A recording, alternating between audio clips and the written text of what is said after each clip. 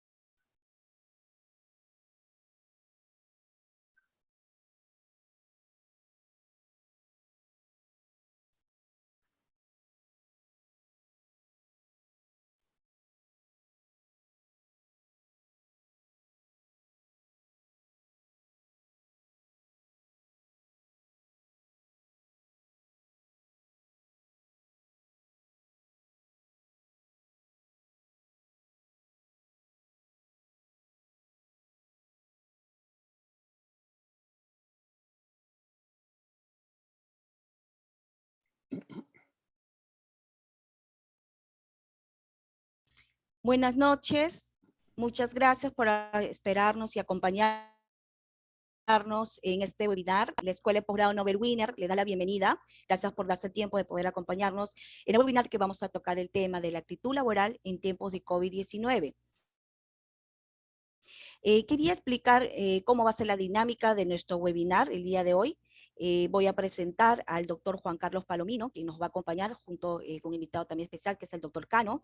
Nos va a acompañar en todo el desarrollo de este webinar para luego presentar el diplomado en autoría médica en salud ocupacional, para posterior a ello poder escuchar algunas consultas, preguntas que tengan ustedes para poder ayudarlos. ¿Sí?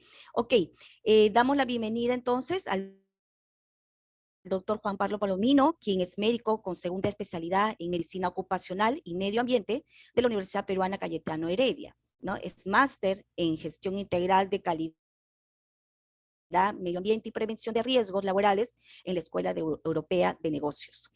También tiene una maestría internacional en ergonomía laboral de la Universidad Científica del Sur. Actualmente es médico especialista en clínica del trabajador, ¿sí? Ha sido expresidente del Consejo Directivo de la Sociedad de Medicina Ocupacional y Medio Ambiente. Le damos entonces la bienvenida al doctor Juan Carlos Palomino, que nos va a acompañar en el webinar. Doctor Juan Carlos, tiene usted la palabra. Muchas gracias, Vanessa. Gracias por la presentación. Y bueno, el día de hoy tenemos un tema interesante que definitivamente en estos momentos ha sido, vamos a decir, ha sido de suma importancia, ¿no? Que es la aptitud laboral en tiempos del COVID. Si nosotros quisiéramos de alguna manera recordar todo lo que ha sido, digamos, la pandemia, el COVID y las consecuencias que ha tenido en la población en general, definitivamente eh, se nos pone la piel de gallina, ¿no? Al recordar todo esto. Sin embargo, en el tema laboral, si bien es cierto, las noticias nunca han ido por el tema laboral, en saber cuántos trabajadores se han infectado, cuántos trabajadores luego de la infección han tenido secuelas, cuántos trabajadores no han podido regresar al trabajo, digamos, al trabajo regular. Todo ese tipo de situaciones, no tenemos una data, por lo menos peruana, no la tenemos. Sin embargo, giran alrededor de la aptitud para el trabajo, ¿sí? Y la aptitud para el trabajo va a determinar si el trabajador con COVID puede laborar, en qué condiciones podría laborar, definitivamente no puede laborar, el trabajador con secuela de COVID puede laborar, con secuela de COVID, en qué condiciones puede laborar, ¿no? Y finalmente, ¿cuál es el pronóstico hacia futuro? Entonces, es un tema bastante complejo que cuando pase la pandemia completamente, quedará, ¿ok? Hoy uno de los factores, creo yo, en las empresas, no digamos nuevo, pero sí es un factor o un elemento que se ha sumado muy fuertemente a lo que le llamamos la sostenibilidad en el tiempo de la empresa, es el área de seguridad y salud. Y básicamente el área de prevención de, vamos a decir, COVID hoy, pero en el futuro puede ser cualquier otra condición. Entonces, yo creo que si nosotros analizamos lo que ha pasado en estos 2 años, eh, todo lo que hemos aprendido en estos 2 años y vamos viendo hacia futuro cómo vamos a gestionar, definitivamente va a ser muy importante para nosotros. Es por eso que el día de hoy, si bien es cierto, teníamos al doctor Ruiz también, pero por un tema familiar complicado no lo podemos tener en este momento, pero sí tenemos al doctor César Cano Candiotti, ¿sí? El doctor César Cano Candiotti es un médico cirujano, es especialista en medicina ocupacional y medio ambiente por la Universidad Peruana Cayetano Heredia, tiene una maestría en ergonomía laboral por la Universidad Científica del Sur, tiene un magíster en toxicología en el Ilustre Colegio Oficial de Químicos de Sevilla, maestría y diplomado en medicina ocupacional y medio ambiente por Cayetano Heredia, un diploma de especialización en auditoría médica basada en evidencias, un diploma de educación médica en Cayetano también nuevamente, y una serie de otros títulos más que definitivamente nos complace que esté con nosotros. Eh, Actualmente es vicepresidente de la Sociedad Peruana de Salud Ocupacional y miembro activo de la Comisión Internacional de Salud Ocupacional, AICO. Definitivamente es un lujo tenerlo al doctor César, aparte que es un buen amigo de la universidad, y le queríamos preguntar, bueno, seguramente lo va a desarrollar en su ponencia, pero le queríamos preguntar, por lo menos de inicio, ¿ha cambiado la aptitud laboral con la llegada de la pandemia del COVID-19? Adelante, César. Muchas gracias por estar con nosotros. Genial, muy amable por la presentación, muy amable Juan Carlos. Si me permiten compartir. Excelente. En principio, agradecer a la Escuela de Nobel Winner por la invitación y poder participar en este programa y poder compartir el día de hoy esta información que es tan importante en relación a la aptitud laboral en tiempos del COVID-19 y un poco poder contestar a la pregunta del doctor Juan Carlos Palomino si es que la aptitud ha cambiado o sigue siendo la misma, ¿no? Bien, en principio quería comenzar con esta diapositiva, que un poco nos va a hacer reaccionar y ponernos a pensar y sensibilizarnos, ¿no? El que está en la fotografía es Steve Hawking, como ustedes saben es el último científico que ha marcado la historia de la ciencia en los últimos años, y nos haríamos la pregunta si con las condiciones que él tenía, sabemos que él sufría de muchas condiciones neurológicas, inclusive no podía incluso ni hablar, podemos decir de que es apto, es no apto. Esta persona ha estado trabajando hasta sus últimos días en investigación, ¿no? Y un poco la idea de cambiar el chip de aptitud que lamentablemente todavía se mantiene, es ese criterio de un poco limitar, ¿no? Limitar la aptitud, dar una no aptitud, los famosos criterios de no aptitud, y vamos a un poco a hacer una revisión rápida enfocado a lo que es el tema del COVID. Bien, esta es mi declaración de conflicto de interés. Declaro no tener ningún tipo de conflicto de interés en el marco del Código de Ética de AICO para los profesionales de la salud ocupacional. Asimismo, el contenido de la presentación está basado en evidencia científica y la experiencia que hemos trabajado en estos años. Parte de lo que hemos trabajado. Reciban un saludo desde la Secretaría Nacional de AICO y ahí tienen, bueno, los correos para cualquier pregunta.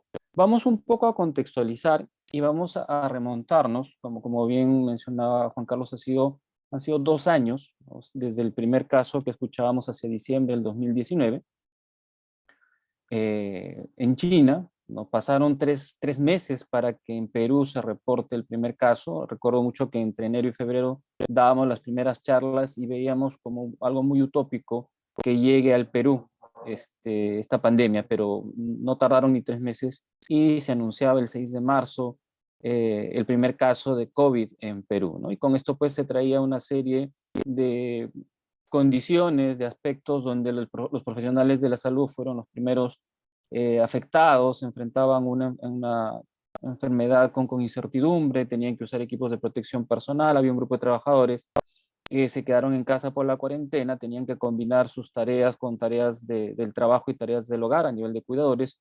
Hubo un grupo de trabajadores esenciales que siguieron realizando su actividad presencial, se implementaron medidas estrictas de bioseguridad y poco a poco esto fue evolucionando, ¿no? Y esta es una fotografía reciente donde vemos que muchas personas se están ya retirando las mascarillas en exteriores, ¿no? Dadas las últimas medidas poblacionales, y también vamos a ver esto cómo puede impactar un poco en los lugares de trabajo.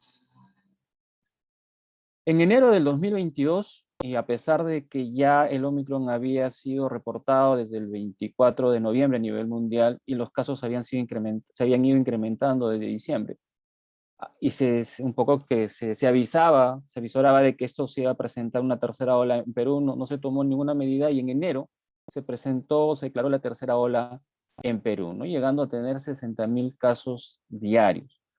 ¿Qué es lo que se nos viene, ¿no? Ha habido un incremento de casos en las últimas semanas. Según el reporte del CDC del día de hoy, dicen de que solamente es un pico, algunos pensamos de que ya estamos en cuarta ola.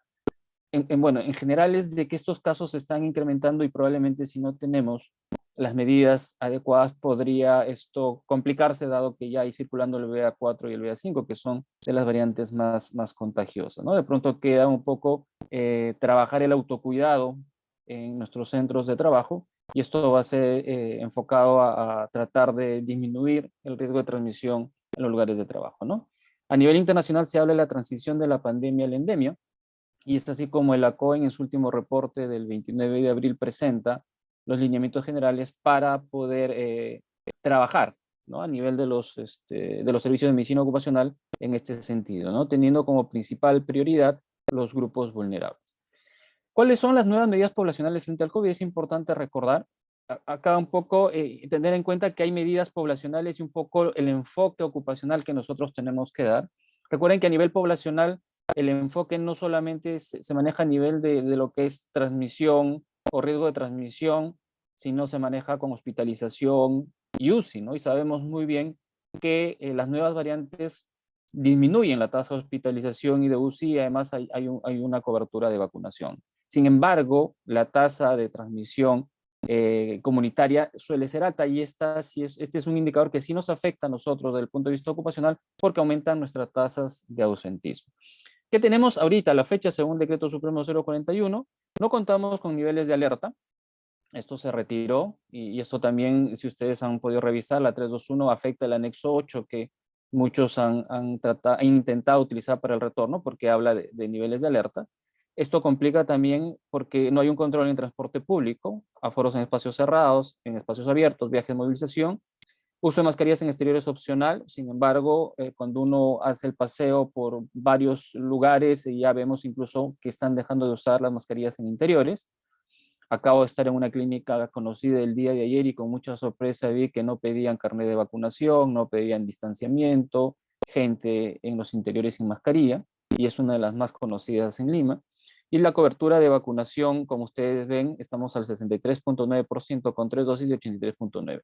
Y acá también es otro mensaje, y es algo que preguntamos en la mañana. ¿Por qué si Lima tiene la mayor cobertura de vacunación, justamente en Lima son donde se están presentando la mayor cantidad de casos, ¿no? Entonces, yo pensaría más bien que estos casos deberían presentarse en provincias donde no hay una buena cobertura de vacunación, ¿no? Pero bueno, esperemos de que cómo se presenten los casos para tomar acciones. ¿Qué objetivos nos estamos planteando para esta presentación? Primero, revisar cuál es el impacto del COVID sobre la vigilancia y salud de los trabajadores y dentro de esto el proceso de aptitud, y revisar los lineamientos técnicos y normativos sobre la valoración de la aptitud en el contexto COVID. ¿Cuál es el impacto en la vigilancia que nosotros hemos podido analizar? Vamos a enfocarlo primero desde entender de que no todos los trabajadores se afectaron por igual. A ver, primero vamos un poco para entender el proceso de la vigilancia. Hemos tenido restringido las evaluaciones médicas ocupacionales. Hemos tenido como desafío seguir haciendo la vigilancia, seguir viendo el estado de salud de los trabajadores con estas evaluaciones restringidas. Hemos tenido que aplicar criterios epidemiológicos en la vigilancia, la aptitud laboral, que es motivo de esta presentación, orientada a una capacidad funcional, como venimos diciendo ya hace bastante tiempo. El proceso de evaluación médica ocupacional también vamos a ver cuáles han sido las variaciones, el retorno al trabajo de la población vulnerable y estos trabajadores que ya se han contagiado y tenemos que reincorporarlos, ¿no? Definitivamente los trabajadores de primera línea han sido de los más afectados, ¿no? Y esto tiene que ver con los servicios de seguridad y salud en el trabajo, la cobertura de salud de ellos y el aseguramiento. Estas nuevas entidades, tanto el síndrome post-COVID o secuelas post-COVID, acá hay que considerar alguna diferencia porque hay mucha confusión. El síndrome post-COVID orientado a la presencia todavía de síntomas a pesar del cuadro agudo, y esto, de acuerdo a la evidencia y todo lo que se ha revisado, podría estar orientado a un cuadro inflamatorio persistente, y las secuelas que más estarían orientadas de pronto a cuadros de hospitalización o de UCI, ¿no? Tener en cuenta que no todos los trabajadores se infectaron por igual, hubo un grupo de trabajadores, sobre todo los de grupos de riesgo COVID, ¿no? Que hacían mayor complicaciones y mortalidad. En relación a la evolución y pronóstico, sabemos que el COVID agudo va a depender, o esta evolución va a depender del tipo de cuadro, ¿no? Hay un cuadro asintomático, un cuadro que me va a hacer una infección leve, probablemente algunos días solamente de aislamiento, puede haber una infección moderada que me va a ocasionar una neumonía, en algunos casos hospitalización, infección severa con falla multiorgánica, hospitalización UCI. Mucho de la evolución y el pronóstico ha dependido de la edad, ¿no? Sabemos que a mayor edad hay mayor riesgo de algunas condiciones como enfermedades crónicas, cardiopatías, enfermedades metabólicas, inmunosupresión y cáncer, ¿no? Y es importante identificar porque en el nuevo contexto de esta transición de pandemia a endemia, identificar bien a nuestros vulnerables en los lugares de trabajo va a ser vital para poder adecuar nuestra gestión, ¿no? Y como les decía, el síndrome post-COVID, definido como un síndrome de persistencia de síntomas, ¿no? Y incluso por más de 6 meses en algunas series que se han descrito. Y las secuelas orientadas sobre todo a temas de hospitalización e internamiento en UCI, ¿no? Como vemos, hay secuelas respiratorias, cardíacas, neurocognitivas, osteomusculares y digestivas. En función de estas secuelas, estas son las secuelas que más están orientadas a la capacidad funcional del trabajador. Según la evidencia, hay secuelas en el sistema cardiovascular, miocardiopatías en el 30%, arritmias, lesión del miocardio. A nivel del sistema respiratorio hay una disminución de la capacidad pulmonar hasta un 20%, síndrome de dificultad respiratoria, fatiga a nivel neurológico, daño cognitivo y psicológico, alteraciones psiquiátricas, alteraciones de sueño, y a nivel del sistema musculoesquelético, atrofia muscular, desacondicionamiento físico. Esto orientado sobre todo a aquellos que han estado hospitalizados. Pero la gran pregunta, y es algo que al inicio decían, pero ya esto pasa con las personas hospitalizadas, pero ¿qué pasa con aquellas personas que han tenido un cuadro leve o incluso asintomáticos? Ya hay evidencia suficiente de que hablan de que por lo menos en diferentes series del 20 al 30% incluso de cuadros leves pueden hacer un síndrome post-COVID, caracterizado por persistencia de síntomas, que muchas veces no me van a llevar a hospitalización, pero van a afectar la capacidad funcional.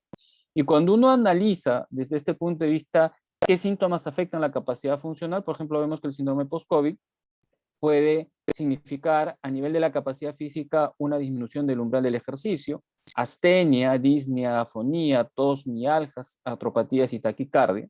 Por ejemplo, en aquellos puestos donde tengamos demandas físicas importantes, tenemos que estar atentos a esta condición. En caso, por ejemplo, de la afectación de la capacidad sensorial, en aquellos que trabajen, pues, por ejemplo, que tienen pérdida de olfato o afonía, personas que trabajan cantando o aquellos que haciendo degustaciones. A nivel de la capacidad neurológica se ha visto que la persistencia de estos síntomas pueden orientar a la famosa niebla mental, caracterizada por desorientación, olvido, confusión, dificultad para concentrarse, problemas de dolor de cabeza, crisis epilépticas, mareos, y a nivel de la capacidad psíquica, problemas de ansiedad, depresión, insomnio, trastorno de estrés postraumático. Esto es bien importante porque pueden ser personas que no han tenido hospitalización, pero sin embargo pueden presentar, ¿no? Y a mí me ha pasado ya un par de casos, personas, suelo trabajar en proyectos de exploraciones, que antes de la pandemia usualmente viajaban a alturas sin ningún problema y después de la pandemia tuvieron el COVID, o perdón, durante la pandemia tuvieron el COVID y al regresar, a retornar a los 3 meses, tuvieron problemas de mal de altura, ¿no? Cuando se hicieron las pruebas funcionales, se veía que estas personas tenían seria disminución de capacidades en su quehacer, y hay eso que habían tenido solamente cuadros de COVID leve, ¿no? En relación al proceso de evaluación médica ocupacional, ¿qué cosas hemos tenido que adaptar? Definitivamente hay una normativa orientada a adecuación del centro médico, cambiar los flujos, medidas de ventilación, esto es bien importante, medidas de distanciamiento, a nivel de adecuación de procesos críticos, sobre todo en temas de laboratorio, donde va a haber mayor concentración de fuentes de SARS-CoV-2 a nivel de radiografía, espirometría, sobre todo donde hay movilización, a nivel de lo que es evaluación odontológica, tener la vigilancia del personal que atiende, ¿no? Control sintomático y vacunas, tamizaje, y el control de los pacientes aforos, a la espera, control sintomático. Bien, en relación a la valoración de la aptitud, y es un poco lo que tenemos que revisar, ¿no? Quería presentarles, en primer lugar, esta resolución, no sé si ustedes están al tanto, es una resolución en relación a la barrera burocrática que hace alusión a los criterios de aptitud, ¿no? Y que fue al lugar, ¿no? En Indecopi, en relación a un caso de un centro médico ocupacional en Piura, que le dieron una no aptitud porque el médico ocupacional consideraba ciertos criterios como colesterol o triglicéridos altos, a una persona que en realidad no tenía nada que ver con su capacidad funcional, ¿no? Al final hubo una denuncia y salió esta barrera burocrática en relación a criterios de aptitud. Segundo punto que me gustaría que quede claro, recuerden que el tema de aptitud es un acto médico, o valorar la aptitud es un acto médico. Y como tal, debe de guardar todo el accionar en relación a la normativa, ¿no? A la fecha, un poco comentarles, vengo trabajando en el comité del colegio médico, viendo temas contenciosos, y no se imaginan la cantidad de problemas que hay en relación justamente a no entender este tema del acto médico. A veces nos cuidamos de las demandas por la vía civil o la vía penal, pero nos olvidamos que el faltar a uno de los artículos del Código de Ética puede ser plausible de suspensión del ejercicio profesional hasta 3 años. Y eso no tiene nada que ver con la demanda legal o que pueda haber. Esta es una falta directa al Código de Ética del Colegio Médico, ¿no?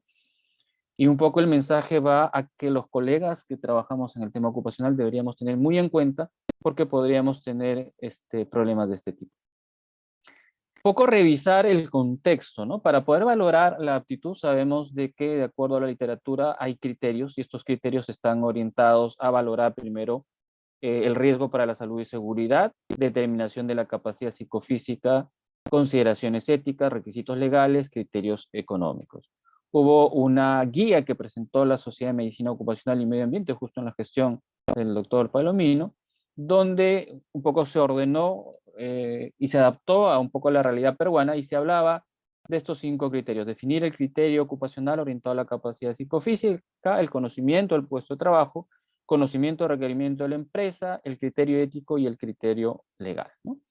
Entonces, recordar que para poder valorar una aptitud, lo que tengo que hacer es hacer el match entre las condiciones de trabajo. Para esto tengo que tener la información del puesto de trabajo, información precisa y detallada, evaluación de riesgos, requisitos y funciones esenciales, perdón, y algo que usualmente no se incluye y es algo que debería considerarse y son las demandas psicofísicas o demandas funcionales del puesto de trabajo que justamente nos va a orientar a poder entender la verdadera condición del trabajador, ¿no? Y desde el punto de vista del estado de salud del trabajador o en la evaluación lo que nosotros hacemos es evaluar a través de cuestionarios de salud, la historia laboral, pruebas diagnósticas, la capacidad funcional o la capacidad psicofísica para estas demandas funcionales, ¿no? Cuando nosotros valoramos, hacemos este match entre condiciones de trabajo y condiciones de salud, vamos a concluir con una aptitud.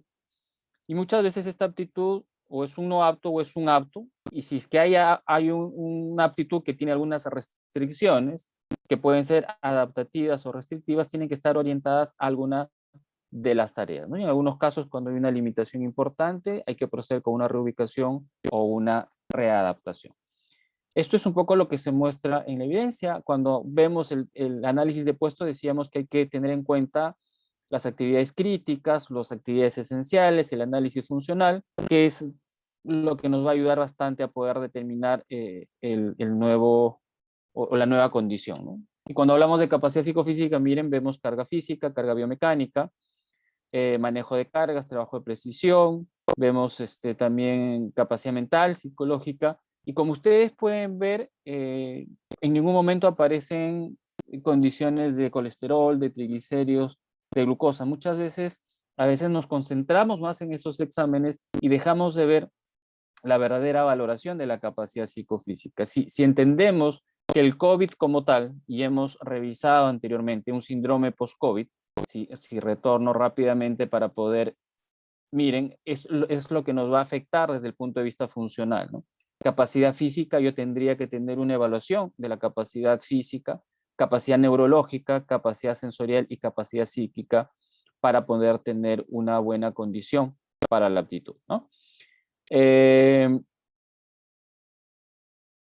Estas son las consideraciones en actividades críticas. ¿Cómo afecta el síndrome post-COVID a nivel, por ejemplo, de la capacidad física? Actividades de esfuerzo físico, actividades donde se realizan tareas en espacios confinados, manipulación de peso, sobrecarga articular, movimientos repetitivos, bipedestación prolongada, altas temperaturas, hipoxia hipovárica. A nivel de capacidad neurológica, si por ejemplo un síndrome post-COVID me va a afectar, tengo un conductor de vehículo, alguien que va a hacer turno de noche y está teniendo cuadros de fatiga, tiene un antecedente COVID, definitivamente yo tengo que valorar si es que esta persona está con esta capacidad neurológica necesaria para desempeñar el puesto de trabajo, ¿no? A nivel de capacidad sensorial, sobre todo en tareas o puestos de cocina, preparación de alimentos, y a nivel de la capacidad psíquica, sobre todo en tareas estresantes, trabajo solitario, trabajo remoto y conducción de maquinaria pesada y turnos nocturnos, ¿no? Es bien importante poder valorar, sobre todo cuando tenemos este tipo de actividades. Una de las condiciones que nos hemos enfrentado es el retorno al trabajo en población vulnerable. Y esto es algo que en el nuevo contexto epidemiológico, donde hablamos de una transición de pandemia a endemia, tenemos que tener y juega un rol importante justamente identificar a nuestros vulnerables porque ellos son los que pueden hacer complicaciones, ¿no? Según la guía de la COEN en relación al retorno, se habla de 3 criterios que nos van a ayudar a poder identificar o tomar acciones para este retorno de población vulnerable, ¿no? Hablamos de un nivel epidemiológico de región, pero un nivel de transmisión comunitaria temprano, no un nivel epidemiológico de transmisión tardía. El ACOEN no trabaja con temas de camas UCI, de hospitalización, trabaja con el indicador que me va a definir quién está transmitiendo o no. A diferencia, por ejemplo, el anexo 8, que incluye un nivel de alerta que el ministerio no ha podido sustentar de dónde sale ese nivel de alerta, y tanto es así que desde el 28 de febrero ya no tenemos nivel de alerta, ¿no? Y muchos abogados lamentablemente han interpretado como que, ok, todos pueden retornar, ¿no? Entonces, el nivel epidemiológico de la región es importante, ¿no? Comentarles que, por ejemplo, en las últimas semanas el indicador de transmisión comunitaria en Lima ha comenzado a incrementarse. De lo que estábamos en un riesgo moderado, estamos ingresando a un riesgo alto. ¿Eso qué significa? Que de pronto tenemos que mirar a nuestros trabajadores vulnerables y comenzar a ver si efectivamente pueden seguir en trabajo presencial, en trabajo híbrido, cómo están nuestras condiciones de trabajo para poder considerar su continuidad, ¿no? El riesgo individual que usualmente está orientado a condiciones de salud que pueda tener el, el trabajador. Acá hay diferentes instrumentos epidemiológicos. Hay uno que usualmente nosotros usamos, que es el COVID-ACE, que está basado en una corte de 17 millones, donde a través de un método estadístico valora el riesgo relativo de cada factor, ¿no? Considerando la edad como el principal factor pronóstico. ¿Y cuál es lo más importante de este método? Es de que le hace un ajuste de acuerdo a la inmunidad por vacunación, ¿no? Entonces, uno puede incluir estas dos variables, tanto riesgo individual y vacunación, en una sola y poder evidenciar, ¿no? Y finalmente, el riesgo de exposición al SARS-CoV-2, es decir, evidenciar dentro de mi lugar de trabajo cuáles son las fuentes de exposición al SARS-CoV-2, ¿no? Se hace un análisis siguiendo esta metodología y aplicación de criterios normativos y criterios epidemiológicos para poder definir quién podría retornar en condiciones estándar, quién necesitaría hacer un ajuste, quién necesitaría algún tipo, por ejemplo, de trabajo híbrido. Y siempre recuerden que para poder aplicar el retorno tiene que haber el tema voluntario del trabajador, dado que mientras dure la emergencia sanitaria hay una medida legal de protección para ellos. Y en relación al tema de reincorporación post-COVID, esto es un tema bastante complejo, dado de que se da en la figura de que un trabajador ha tenido COVID, ¿no? Eh, y vamos a ponernos en el escenario de un cuadro donde este trabajador ha podido estar en hospitalización o en cama UCI. La pregunta es, ¿en qué momento va a reincorporarse, ¿no? Tener en cuenta que tenemos que asegurar una reincorporación gradual y segura. No puede tampoco estar mucho tiempo fuera del trabajo. Sabemos que eso ocasiona problemas para el trabajador, pero tampoco la reincorporación tiene que ser lo más precoz, ¿no? Tiene que ser gradual, tiene que ser conversada, y va a iniciarse con el alta médica, ¿no? Tiene que haber una valoración de síntomas, si es que hay alguna incapacidad temporal, o valorar la limitación funcional que pueda quedar en el trabajador. Tiene que haber una evaluación médica, considerar la valoración de aptitud y la capacidad funcional residual que tiene, evaluar el puesto de trabajo, hacer las adaptaciones necesarias para darle las facilidades a este trabajador, la reinducción o aplicación de medidas preventivas y de control, la comunicación, sensibilización con el trabajador. Este proceso va de la mano. Recuerden que el objetivo final es la reintegración total, ¿no? Pero es gradual, ¿no? A veces no entendemos eso, hay mucha presión y se puede complicar el proceso, ¿no? Y lo más importante, vigilancia, seguimiento y control. Bien, un poco para ir concluyendo, primero que el proceso de evaluación ocupacional, que es uno de los procesos que nos va a ayudar a poder dar la valoración de aptitud, debe adaptarse en el contexto de la pandemia y hemos visto más o menos las dimensiones que necesitamos. La evaluación médico ocupacional debe tener un enfoque hacia la valoración de la capacidad psicofísica. Recordemos y tenemos que ver qué capacidades funcionales se van a afectar con este síndrome post-COVID. En la evaluación de retorno al trabajo debemos aplicar criterios epidemiológicos, pero de transmisión temprana. Transmisión tardía, recordemos que a nivel poblacional puede funcionar, pero a nivel ocupacional no nos ayuda mucho. Valorar el riesgo individual, y en el riesgo individual podemos incluir el estado de vacunación, el riesgo de exposición al SARS-CoV-2, ¿no? En la evaluación médica de reincorporación, considerar restricciones temporales, reduciendo las exigencias en tiempo de carga física y mental, y la valoración de aptitud debe realizarse de acuerdo a estos criterios técnicos y normativos, ¿no? Es un poco lo que quería compartir, es la fuente de información para revisión, y finalmente terminar, ¿no? Comentando o tratando de recordar esta frase de Stephen Hawking, que está en relación a que la inteligencia es la habilidad para adaptarse a los cambios. Muchas gracias y quedo a disposición si hubiera alguna pregunta. Muchas gracias, César. Excelente la exposición y de hecho que siempre dándonos novedades y las miradas de otros lados del mismo problema, ¿no? Eh, yo invito a todos los asistentes, han ido sumándose poco a poco, que primero vayan escribiendo, a algunos que no quieran eh, levantar la mano y hablar, vayan escribiendo sus preguntas, yo lo voy leyendo. Mientras que vayan haciendo eso, yo quiero ir un poco eh, preguntándote cosas que quizás sean más complicadas, ¿no? Pero de hecho que a la gente le va a interesar eso. Ujú, Hoy estamos en un panorama sumamente complejo, ¿no? Hay un tema eh, político, económico, muy complejo.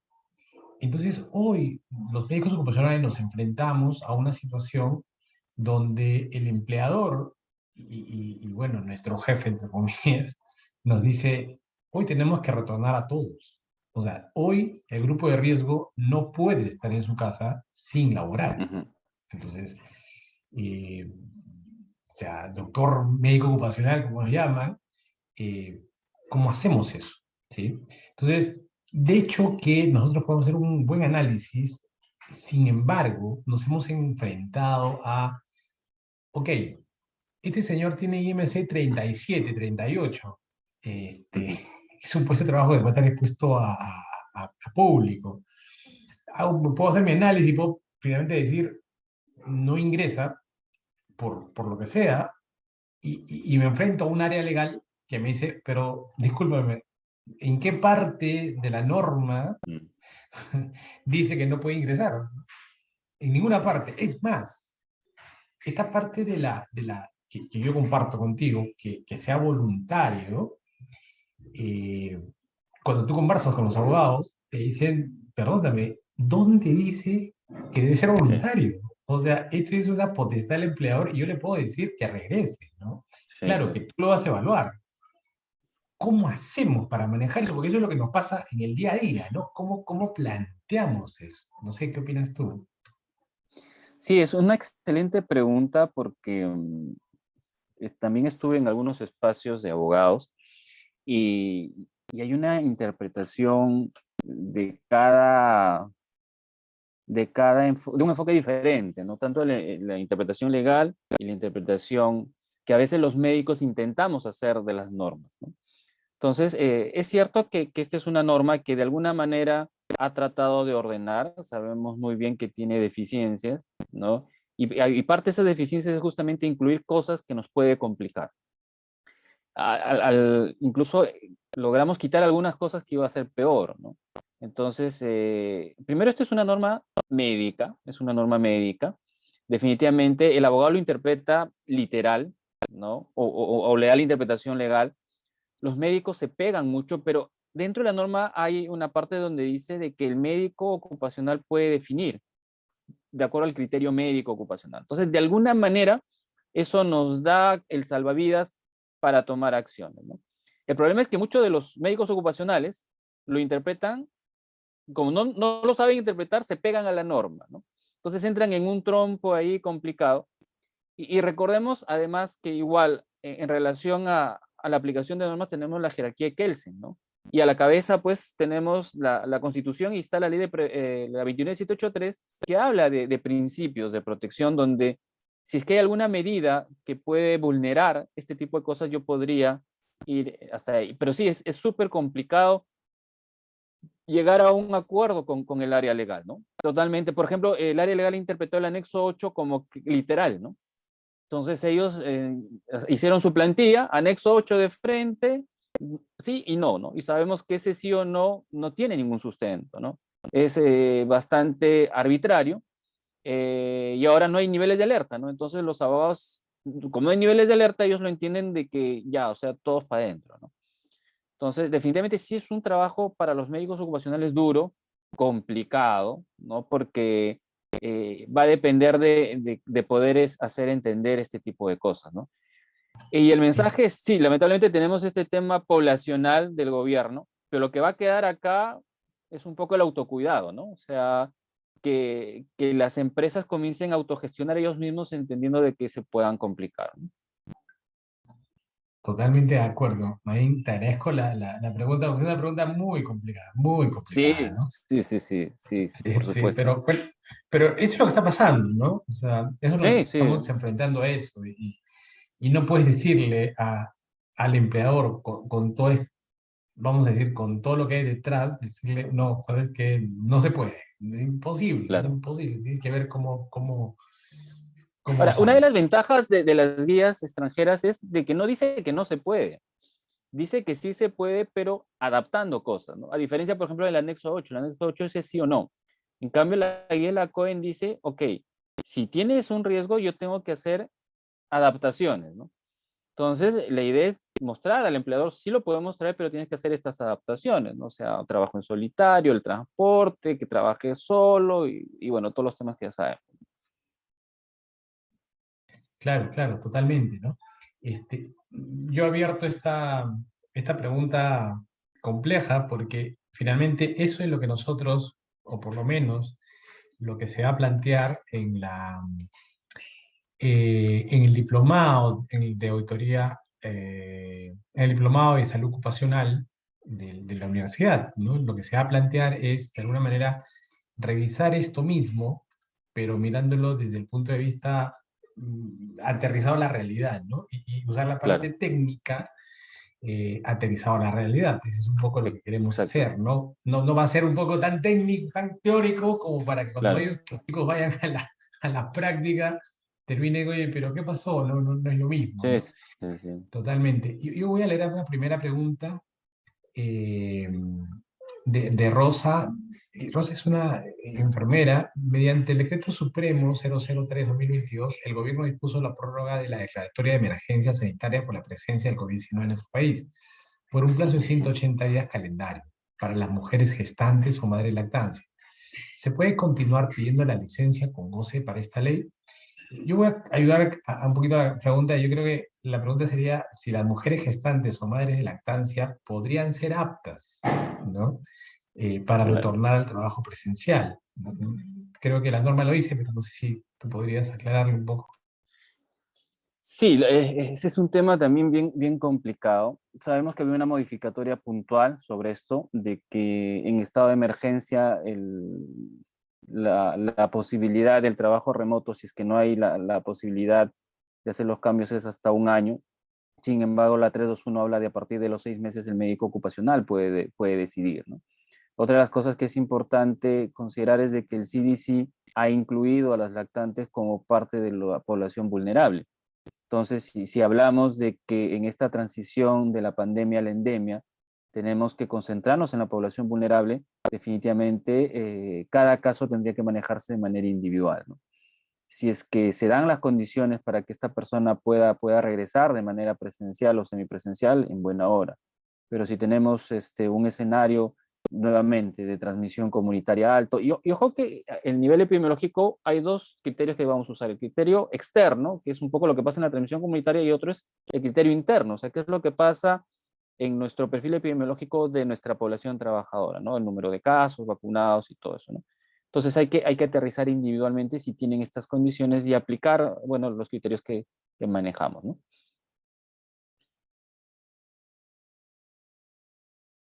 No se te escuchan.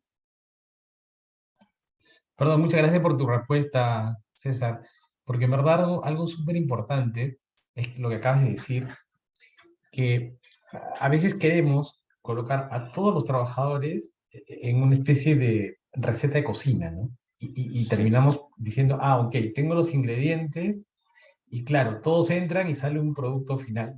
Y en verdad no es así, ¿ah? Cada caso es súper complejo. sí. Quiero tomar 2 minutos. Me pide un poco presentarles el diplomado de Auditoría Médica en Salud Ocupacional, que es un diplomado en el cual el doctor Cano también es docente. La universidad busca con este diplomado formar auditores especializados en evaluar el cumplimiento de los principios y o técnicas de la auditoría médica en el ámbito de salud ocupacional. Definitivamente, si nosotros pensamos en una auditoría, posiblemente pensemos que hay una guía con la cual vamos a comparar lo que se está haciendo en la realidad, ¿no? Y eso es lo que hace mucho la auditoría en clínica. Sin embargo, cuando tú hablas de auditoría en salud ocupacional, posiblemente tengas que, estas guías no necesariamente van a ser guías como las conocemos los médicos, sino que posiblemente van a ir normas, van a ir leyes, también seguramente guías de manejo, Claro.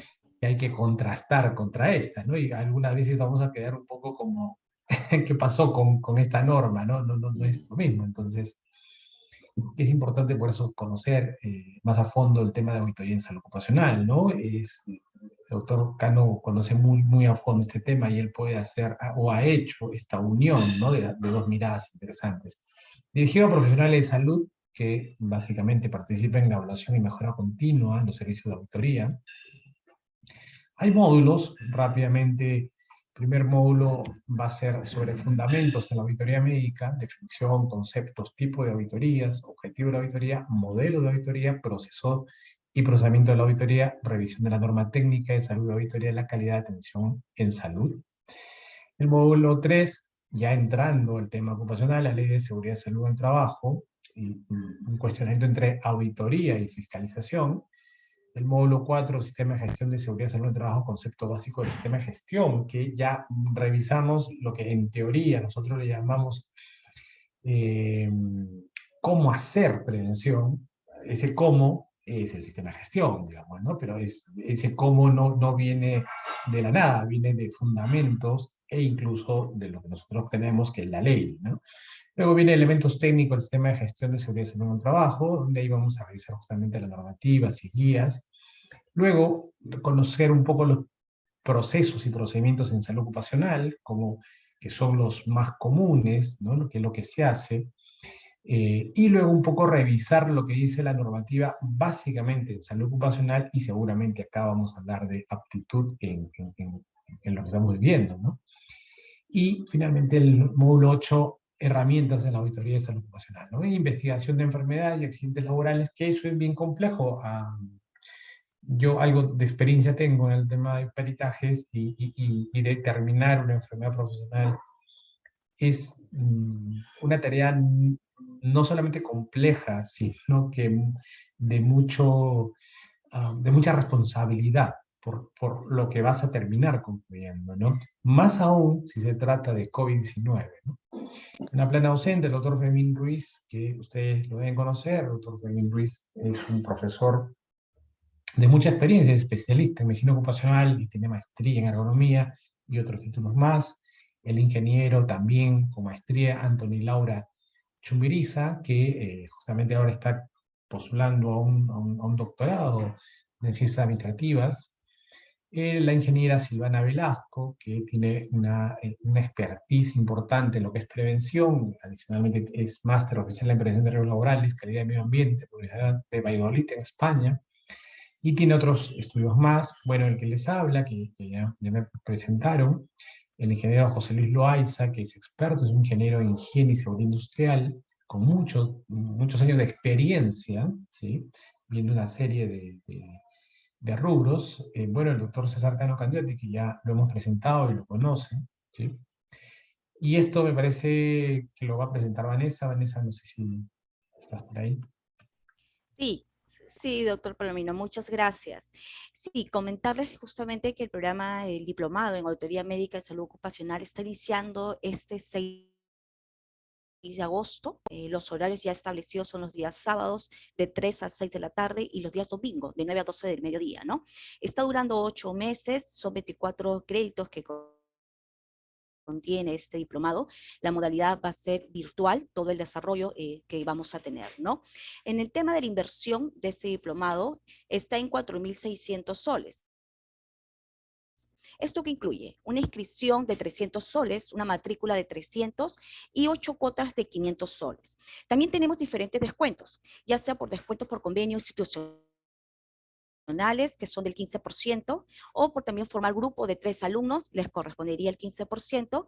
También tenemos descuentos para nuestros egresados, ya sea de Instituto Carrión, de Universidad Norbert Wiener, del 20%,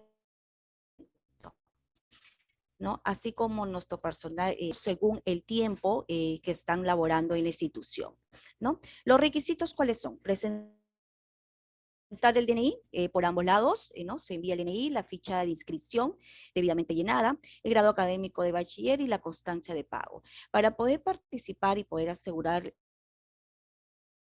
la vacante, tendrían que cancelar su inscripción y la matrícula, ¿no? Con ello ustedes ya están asegurando su vacante para este programa del diplomado en Auditoría Médica en Salud Ocupacional. Si tienen alguna consulta, alguna duda, por favor voy a dejar mis números también anclados acá en el WhatsApp, que es el 994-612-4409. Vanessa Márquez, con mucho gusto los voy a atender. Igual yo el día de mañana me voy a estar comunicando con cada uno de ustedes para saber si estarían interesados, ¿no?, en poder participar de este diplomado. Sí, Gracias, quedamos Vanessa. atentos a cualquier consulta, cualquier duda. A usted, doctor Palomino. Muchas gracias, Vanessa. Ok. Voy a nuevamente contactar con el doctor Cano para hacer un comentario, ¿no?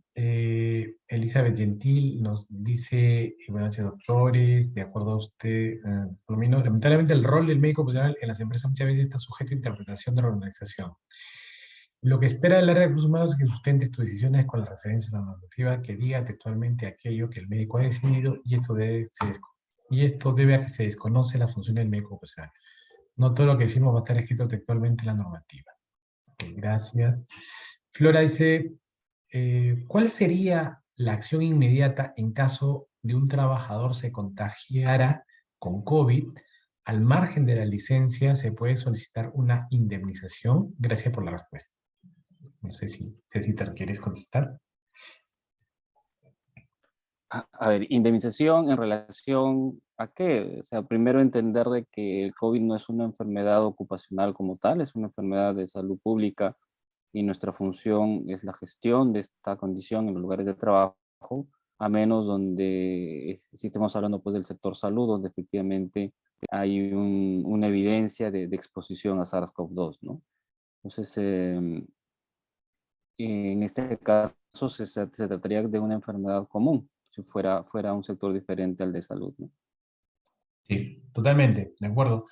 Quizás ahí agregar, yo ya atendí un caso de estos, ya con sentencia y todo, que quizás el trabajador plantea que porque no se cumplieron las medidas de prevención, Claro, por otro lado. sería contagiado de COVID, que ya es otra mirada, ¿no? Es otra Ujú. mirada completamente diferente, ¿no? Que quizás es lo que Flora quizás nos quiere decir, ¿no? Pero esa es una mirada totalmente diferente, ¿ah? Porque, digamos, toda enfermedad que tú no cumplas medida de prevención, pues claro, es tu responsabilidad, ¿no? Ahí puedes pedir una indemnización, ¿no?, por no haber cumplido tus obligaciones de prevención. Pero como dice el doctor, no es una enfermedad pues, profesional, ¿no? Aunque bueno, discutible también, ¿no? Porque por Sí, ahí, es- por ahí puede haber ciertos casos, ¿no? sí, Y sí, yo, porque ya totalmente de nos faltan acuerdo. pocos minutos, yo quisiera preguntarte, César, porque es importante, en torno a la auditoría, bueno, el diploma de auditoría, eh, si nosotros auditamos, seguramente vamos a corregir varias cosas que posiblemente no estén, pues, dentro, no solamente de lo técnico, sino dentro de lo legal, Claro. ¿no? Y tú decías que esto nos puede tener consecuencias, como consecuencias pues, en vía civil, en vía penal, etcétera, pero también estas consecuencias frente al Comité de Ética del Colegio Médico, ¿no? No sé Sí. si tú hablaste de algunos casos por ahí, bueno, mencionaste que había casos, quizás plantearles o contarles acá a nuestra audiencia qué casos has podido tener, digamos, no sé, haber visto, haber Claro. analizado, ¿no? Con respecto a salud ocupacional, o sea. Sí, en realidad, por suerte, no le están dando los abogados el enfoque. Bueno, como ustedes saben, y tenemos que ver un poco en relación al gremio, la falta al colegio, al código del colegio de ética del colegio médico, constituye o sea, hay una tipificación de faltas y esto es de acceso al colegio médico. Ustedes pueden inclusive ver la tipificación y las faltas pueden ser moderadas y graves, ¿no? Y la falta grave usualmente está relacionada a suspensión del ejercicio profesional. Y la suspensión es solamente evaluación del expediente y si es que efectivamente se ve que ha habido una vulneración de alguno de los artículos del Código de Ética, procede. ¿Ya? La llegada al colegio médico puede ser a través de un paciente, puede ser a través de la empresa y a través de una institución, ¿no? Los casos que hemos visto han sido relacionados, no ha sido directamente ningún caso directo, pero dentro de lo que veo, el principal artículo que se vulnera es el artículo 96 en relación al certificado médico, ¿no? Y decía, bueno, si es que comenzamos a ver si efectivamente esto podría aplicar en el contexto de salud ocupacional, lamentablemente podríamos tener problemas, ¿no? Y está orientado a que al ser un acto médico, y hay todo un sustento de acto médico, tiene que ser refrendado, tengo que yo ser responsable del acto médico, yo no puedo refrendar un acto médico que no he realizado y está tal cual en el Código de Ética. Como les decía, a veces nos cuidamos del tema civil o penal, pero no valoramos esto, ¿no? O sea, han llegado colegas donde han tenido suspensión hasta de 3 años del ejercicio profesional. O sea, se firma, se verifica efectivamente, sale la resolución y esta persona no puede ejercer durante 2 o 3 años, ¿no? Y es por una falta al código de ética, ¿no? Entonces, a veces, inclusive ya hemos gestionado o estoy gestionando con parte del equipo para armar algún tipo de charla para que los médicos estemos enterados de un poco de este tipo de cosas que nos podemos enfrentar, ¿no? Porque a veces nos pegamos, sí, el cumplimiento de la ley, pero nos olvidamos de esto, o de repente nos olvidamos de que cuando nos dan el título de médico, nos leen el código de ética, pero nos leen tan rápido que nos olvidamos y no lo volvemos a ver, ¿no? Pero un poco el mensaje del día de hoy y la ventaja de estar viendo estos casos es de que no nos olvidemos de eso, ¿no? Gracias, César, porque en verdad es importante. Nosotros en medicina ocupacional podríamos pensar que no estamos ni siquiera cerca de Sí. lo que pueda pasar, pero sí lo estamos, porque la misma ley de seguridad del trabajo plantea que el romper la confidencialidad médica ya es una falta bastante grave, muy grave. Y dentro de eso hablamos de exámenes médicos, vigilancia médica, no sé, todas las entrevistas que podemos hacer y toda la información médica que nosotros poseemos, ¿no? Nada, yo te quiero agradecer mucho, César, súper recontra interesante tu presentación de hoy día, nos das luz de varias cosas. Y nada, yo dejo a la magíster Patricia Ramos, del área académica de la universidad, para que cierre la sala. Muchas gracias. No, gracias a ustedes.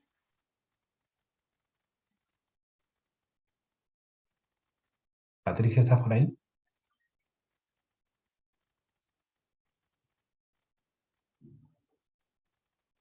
Creo que no está. Bueno, les agradezco mucho, cerramos la sesión y hasta otra oportunidad. Gracias.